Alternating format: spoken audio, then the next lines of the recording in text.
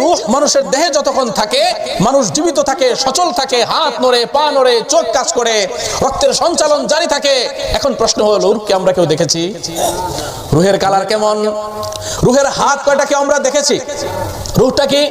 আল্লাহ তাআলা বলে দিয়েছেন, কুল আমারা রাব্বি, আল্লাহর একটা আদেশ। এটা কি? আল্লাহ তাআলার একটা আদেশ হচ্ছে রূহ। এই রূহটাকে বের করার জন্য, একে অস্তিত্বে নিয়ে আসার জন্য বিজ্ঞানীরা অনেক মৃতদেহের উপর কি করছে? রিসার্চ করছে, গবেষণা করছে, যে দেখি রূহকে কোনোভাবে আমরা আন্দাজ করতে পারি কিনা।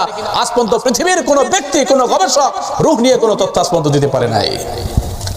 এই যে রূহকে আমরা দেখি না, আমরা কি বিশ্বাস করি কিনা রূহ আছে? তাহলে রূহ না দেখা মানে যে নাই এটা বোঝায় না। তাহলে অস্তিত্বহীনতার জন্য দৃশ্য হওয়া নয়, না দেখা গেলেও তার অস্তিত্ব, যেমন রূহ আছে এরকম আল্লাহ তাআলাকে না দেখা গেলেও আল্লাহ তাআলার অস্তিত্বই বিদ্যমান আছে।